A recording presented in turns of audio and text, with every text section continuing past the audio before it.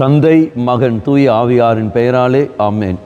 இயேசு கிறிஸ்துவின் அன்புமிக்க சகோதர சகோதரிகளை உங்கள் அனைவருக்கும் கிறிஸ்து இயேசுவின் அன்பு கலந்த வணக்கத்தை தெரிவித்துக் கொள்கின்றேன். இன்று நற்செய்தி பாகமானது லூக்கா நற்செய்தி 14ஆம் அதிகாரம் 15 முதல் 24 வரையில திருவாக்குகள். குறிப்பாக 24வது வாக்கியம்: அழைக்க பெற்றவர்களுள் எவரும் என்னுடைய விருந்தை சுவைக்கப் போவதில்லை என உமக்கு சொல்கிறேன் என்றார்.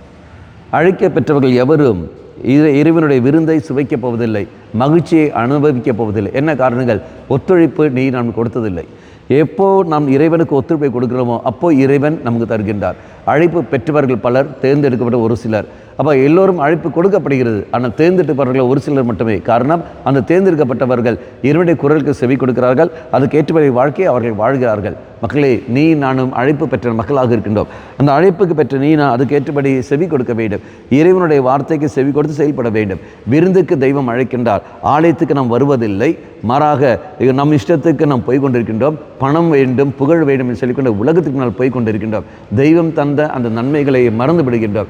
இறைவன் தரவில்லை, இறைவன் நமக்கு தரவில்லை என்றால் ஏது நமக்கு பணம், ஏது நமக்கு புகழ், ஏது நமக்கு எல்லாமே, இதெல்லாமே தெய்வம் தந்த கொடைகள், தெய்வம் தந்த தானங்கள். அது உணர்ந்து கொண்டு அதுக்கேற்றபடி நாம் செயல்படுவோம். கண்களை மூடிக்கொள்ளுங்கள்.